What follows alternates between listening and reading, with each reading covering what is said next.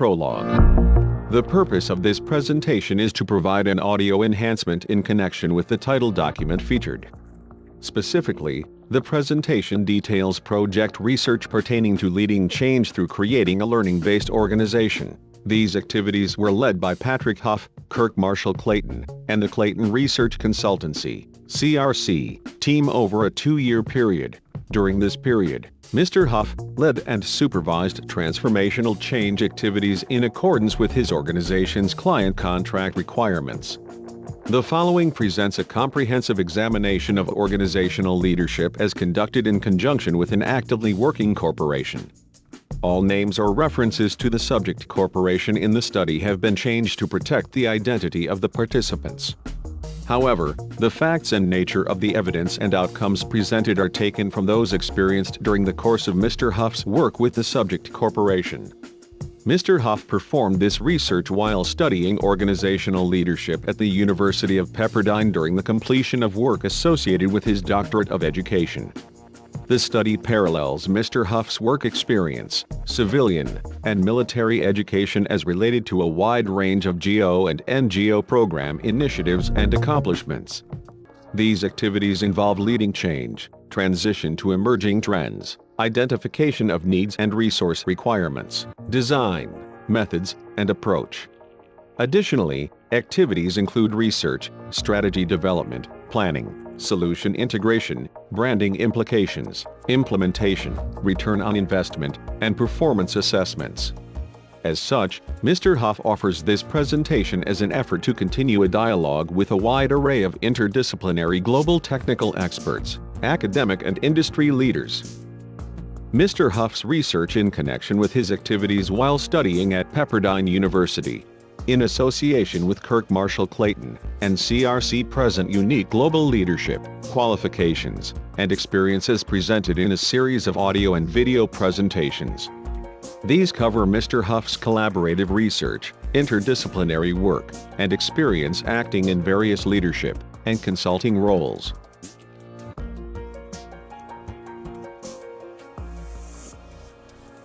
Leading change, transforming a construction services company to a learning organization. A comprehensive examination, presented to the faculty of the Graduate School of Education and Psychology, Pepperdine University, Los Angeles, California. The author of this paper is Patrick D. Huff.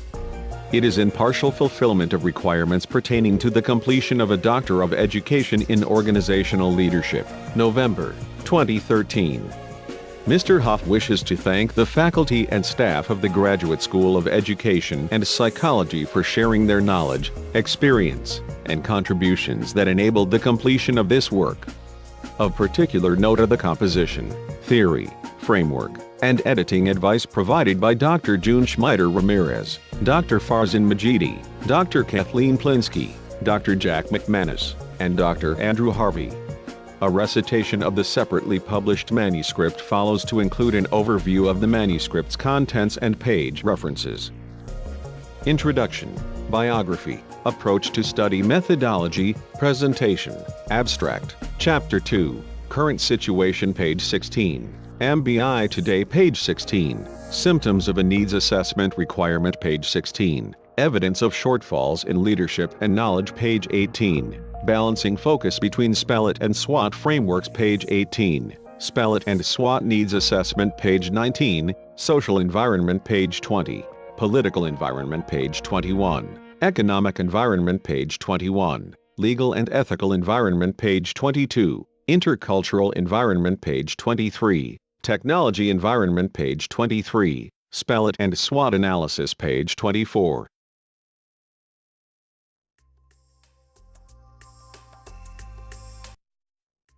Abstract. This paper introduces a plan to increase Master Builders Incorporated knowledge, customer base, and sales by integrating an adult learning program where success will be measured by increasing the number of employees that achieve Project Management Professional (PMP) certifications.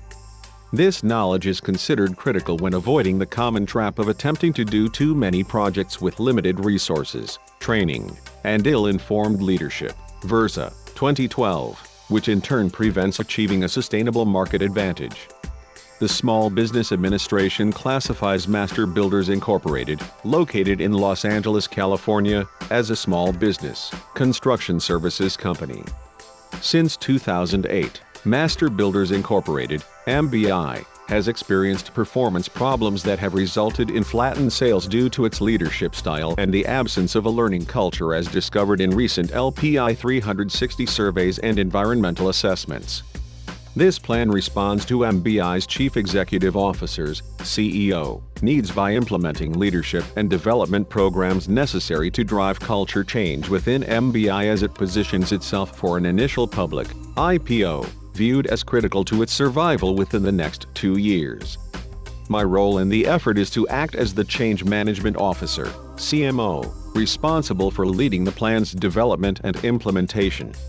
The plan is framed by a SPELIT and SWOT needs assessment and shaped by applying John Kotter's 8-stage change model. The learning program utilizes Daryl Sink's ADDIE and ISD models to analyze, design, develop, implement, and evaluate results. To ensure effectiveness, Malcolm Knowles' theory of andragogy, Peter Singe's learning principles, and Kirkpatrick's 4 levels of evaluation are utilized as grounded theories to create and measure reaction, learning, behavior change and results. The plan uses a phased gate approach to measure incremental achievements, short-term wins, toward optimizing MBI as a learning organization for its IPO as directed by offering advisors. Why can't I get the people in my organization to simply do their jobs? How to identify the problems. Setting a course for improved performance. Chapter 2, Current Environment. Master Builder's Situation Today. Page 16. Just after accepting Master Builder's leadership role as its CMO, I began to collect information from the CEO and the executive staff. Prior to establishing my CPI, I wanted to understand the business, conduct an initial organizational assessment, define its needs, identify my plan's core objectives, develop a plan strategy, identify a short list of professional consultants to assist with my plan development and implementation, and build a case, Purington and Butler, 2003, to justify my CPI in a way that would resonate with the CEO.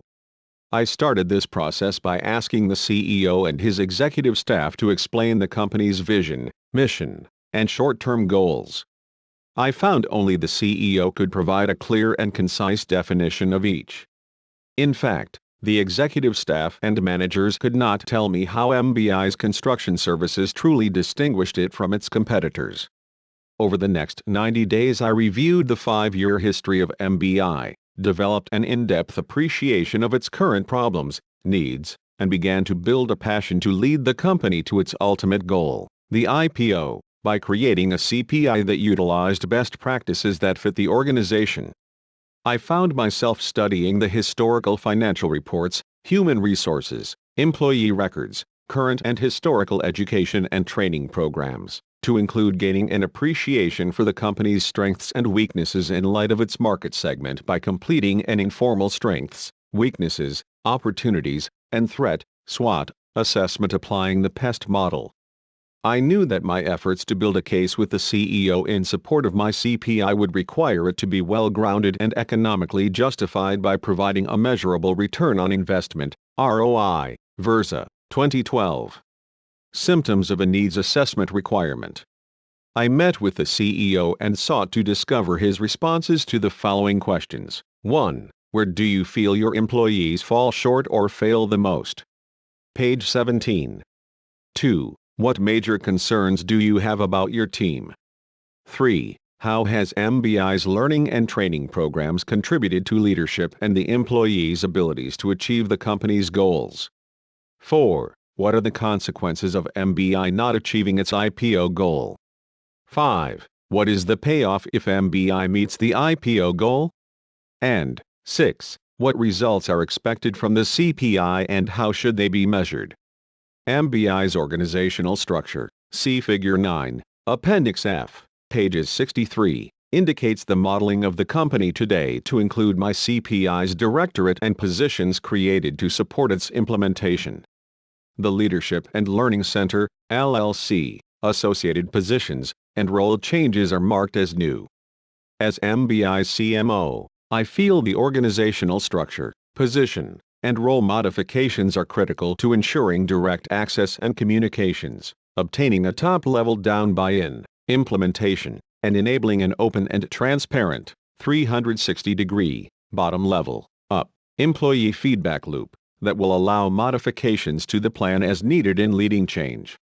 My assumption of the CMO role was a process of navigating uncharted waters from the standpoint that MBI did not have any historical references pertaining to a CMO or an office supporting employee development. I found it challenging to introduce the concept, reporting alignment, and tasks essential to succeed. After receiving the CEO's approval, my CMO role and responsibilities were established with the authority to task support and access critical records for the development of my plan. I chose to organize the CMO's role as that of the executive in charge of MBI's Leadership and Learning Center. I positioned the center to access and build support from a wide range of functional areas within the company. The center was critical to the creation of my plan's affinity groups as coalitions to lead change. MBI's resources currently devoted to leadership and adult learning were found to be absent or insufficient. See Figure 8, Appendix C, pages 58. Page 18. MBI's resources and focus are the result of its environmental factors as drivers of its commitments and priorities. These are explored in depth in the SPELIT and SWOT, PEST, assessments, see Appendix B, pages 57. Evidence of shortfalls in leadership and knowledge. The initial informal employee interviews, LPI 360, Wiley, 2013, surveys, environmental assessments, and Kirkpatrick's survey of training needs were used to identify evidence of shortfalls in leadership development and adult learning needs in the following areas. 1. Increased utilization of managers as trainers. 2. An increased use of professional educators as trainers. 3. The conductance of scheduled training. 4. An increased application of computers to online learning.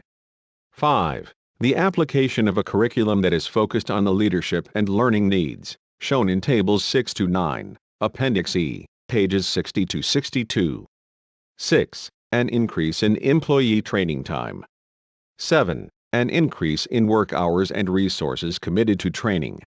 And 8. The creation of a leader-driven culture within MBI that increases the understanding of readiness to learn as a path to overcoming barriers to change and building a learning organization. In light of the evidence provided in the surveys and needs assessment, MBI's culture today indicates a readiness to accept change and embrace a leadership and adult learning program.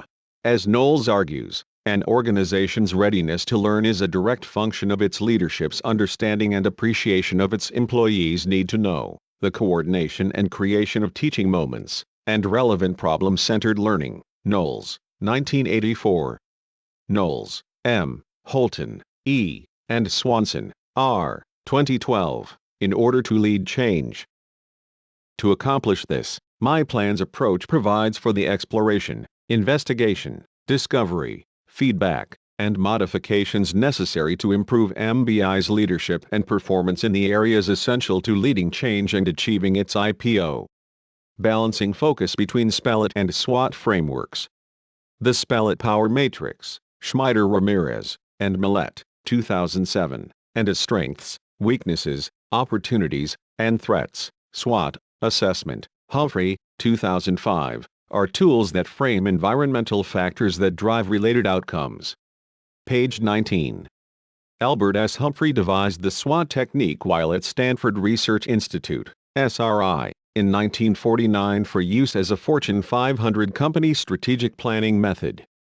Humphrey and Peter Senge shared the concept that SWOT could be applied as a base business or developmental assessment method in planning and managing change. However, the focus of a SWOT assessment is usually on factors external to the organization. Humphrey, 2005. Similarly, my experience with SWOT has been in the context of product, process, customer, distribution, finance, and administration as external factors affecting business. Although investigating these factors would yield important relationships pertaining to the assessment of MBI's needs, I believe my change plans focus on developing leadership and an adult learning best fit the SPELIT model from the standpoint of assessing MBI's social, political, economic, legal, intercultural, and technology environmental factors as drivers related to understanding MBI's internal culture. That said, I conducted a SWOT assessment to analyze the degree of significance the IPO goal represented to MBI in the context of political, economic, social, and technological, PEST model, factors as external influencers. My SPELIT and SWOT assessments are summarized in this chapter. Also see Tables 2 and 3, Appendix B, pages 57.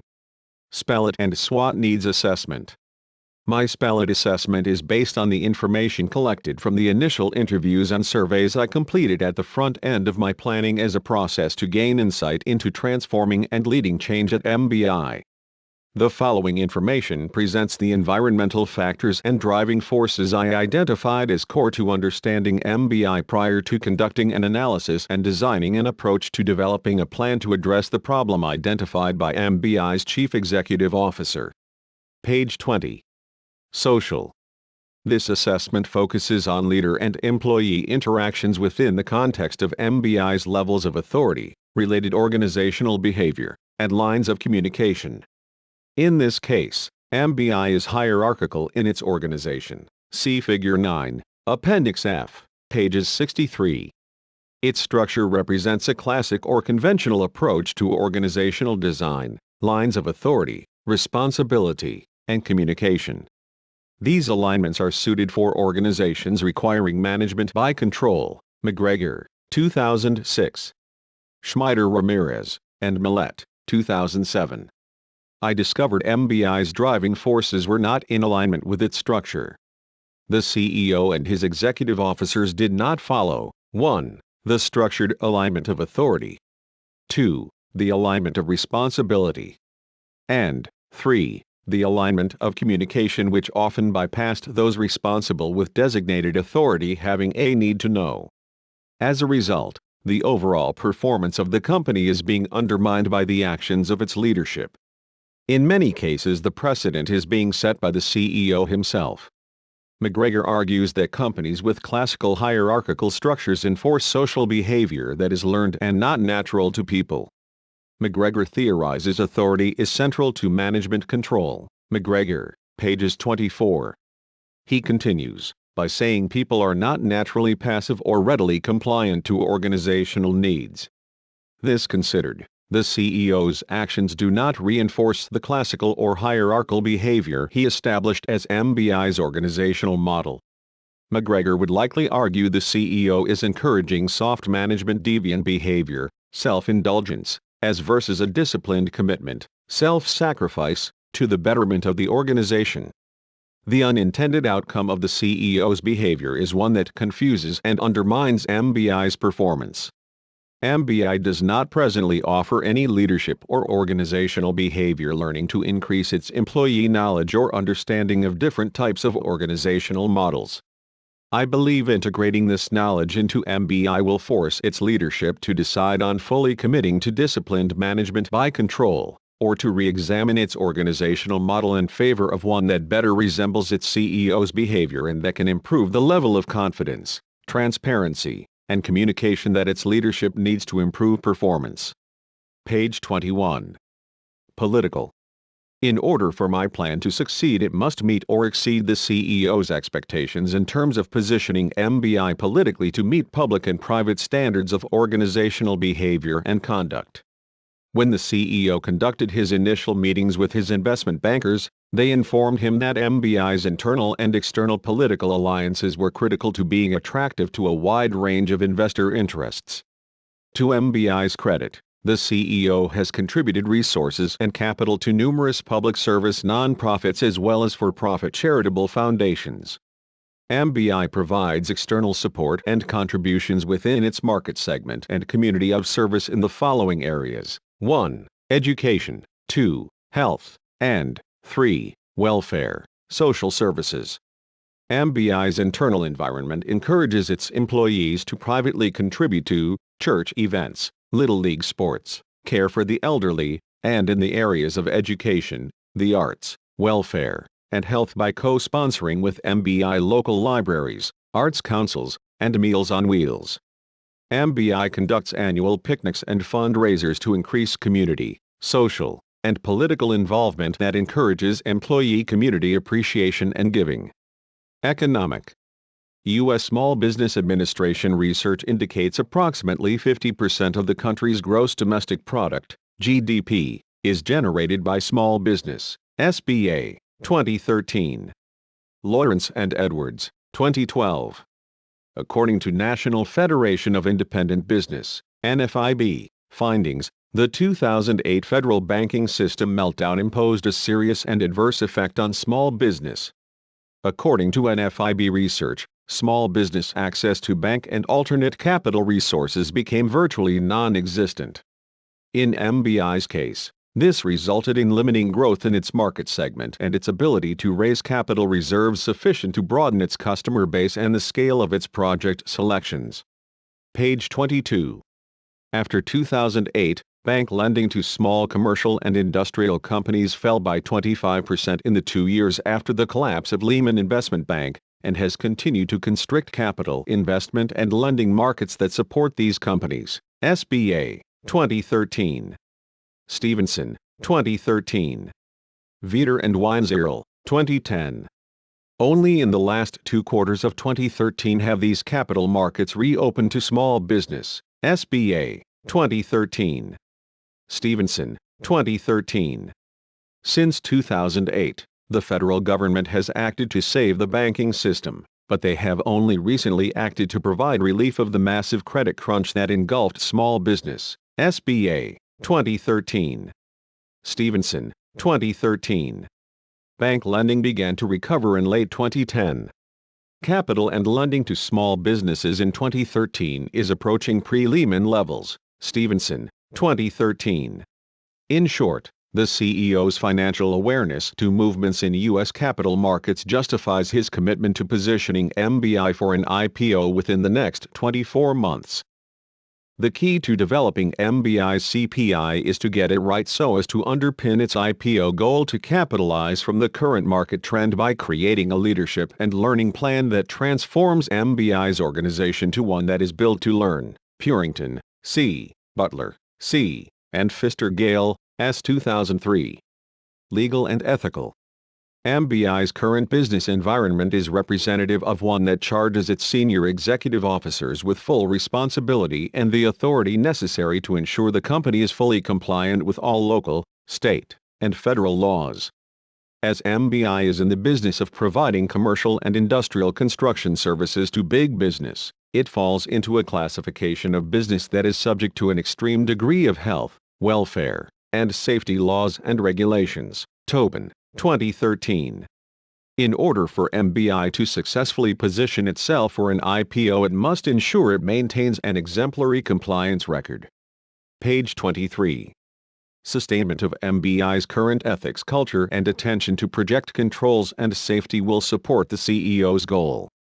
However, MyCPI provides essential reinforcement and sustainment of MBI's current high legal and ethical standards of conduct. Intercultural.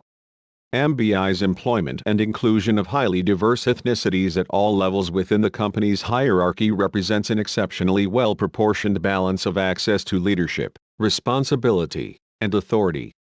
I was surprised to discover MBI was as well-rounded, diverse, and highly integrated with a culture that is proportionally representative of the diverse community it serves. Evidence of MBI's diverse cultural strengths were indicated by responses received in employee interviews and LPI 360 surveys, Wiley, 2013. Given this, MyCPI provides leadership and adult learning necessary to ensure MBI's current positive appreciation of its diversity is sustained in the future. Technology. MBI's technology culture is robust. The company invests and maintains a high degree of computers, server capacity and bandwidth, in addition to providing its employees with personal digital assistant and communication devices. I estimate 87% of its employees have dedicated computers and access.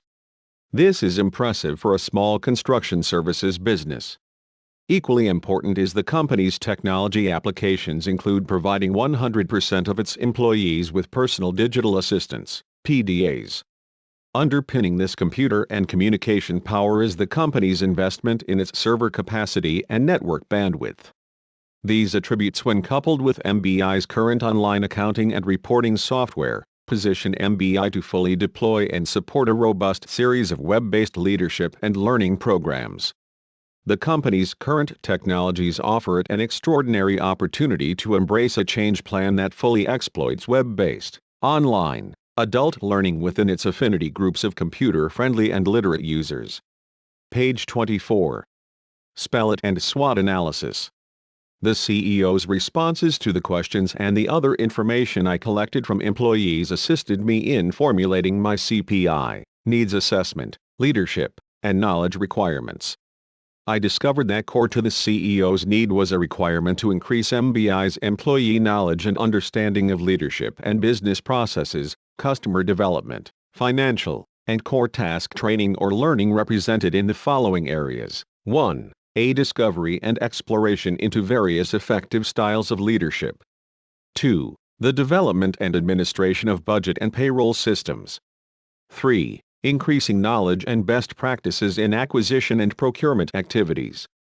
4. The process of project selection and contract negotiations. 5. Developing branding, strategic marketing, and sales. 6. Proper management of physical property. 7. Financial systems management and fiduciary, ROI, performance reporting. 8. Project asset, resource management, and scheduling. 9. Project management. And 10. Why learning organizations create pathways to overcome challenges. What's in it for you? Knowles, M., Holton, E., and Swanson, R., 2012. 5 key discoveries. 5 key needs emerged as drivers to the design approach and development of my CPI. They are as follows. 1. Increased leadership and understanding of how organizational structure affects employee behavior are needed to reinforce a consistent and more effective use of MBI's hierarchy so as not to undermine its employees' responsibilities and performance. Gaining insight from the assessments focuses on need-to-know topics my adult learning program needs to provide. 2. MBI's leadership and learning program should reinforce the importance of social-political community involvement given these commitments are valued by the capital investment community. 3. Increased legal and ethics learning emphasis will be needed to reinforce MBI's IPO positioning. 4. Increased diversity and ethnicity learning emphasis will be needed to reinforce and sustain its current strengths in these areas. 5. MBI possesses a robust technology platform bandwidth and considerable computer and digital communication assets. Page 25. These assets can be utilized as a platform to support the development of a web-based online leadership and learning program that fully utilizes MBI's robust network, computer equipment, and PDA devices. In conclusion, I found the following to be true. You can form an accurate opinion of an ordinary leader based on observing the people that support and follow them. Machiavelli, 1532. Harvey, 2002. Similarly, an organization can be evaluated by observing its environment. Schmider-Ramirez, J., and Millett, L. 2007. As I approach the design and development of my CPI, I have ensured it addresses as many of MBI's critical factors and driving forces recognized in my environmental and learning needs assessments as possible to achieve its IPO goal. See Learning Needs Assessment Analysis, Figure 8, Appendix C, pages 58. We trust the information provided so far was beneficial, and wish to thank you for your interests in this portion of the presentation. Individual agency or corporate representative support is available on request by directly contacting Mr. Huff through his LinkedIn account, under the Contact Information tab on the homepage. Questions or additional information pertaining to the presentation and supporting materials are available on request. References supporting Mr. Huff's work are summarized at the end of this presentation. Again, we wish to thank you for your interest in this presentation, and would appreciate your observations and comments. We wish to thank the faculty and staff at Pepperdine University, those government and non-government organizations, artists, and subject matter experts that participated in supporting the research, and for making this study and presentation possible. This presentation and content have been produced solely for educational purposes and use and is believed to be allowed under Title 17 U.S.C., Section 107 of the United States Copyright Law. The presentation explores 2 years of research designed to provide clarity, definition, and knowledge gained from a bound longitudinal study in organizational behavior. Specifically, the presentation's focus is on presenting the observations gained by applying global leadership theory, design, implementing transformational change, and the evaluation of an organization as it moves to becoming one built to learn. This publication and the associated manuscript are protected under copyright law by Patrick D. Huff, Global Performance Strategies Incorporated, and the Clayton Research Consultancy, and has been produced strictly for educational use, published January 2014. Since 2001, Mr. Huff has continued to expand his interests and research into Asian and Middle Eastern social, political, economic, legal, intercultural, technologies, and infrastructure. Mr. Huff invites you to view his team's upcoming publications, and again, trusts you found this presentation of interest and value. Thank you. This concludes the presentation of this chapter. The Clayton Research Consultancy, a public service corporation. Leaders in education, research, global innovation, and change.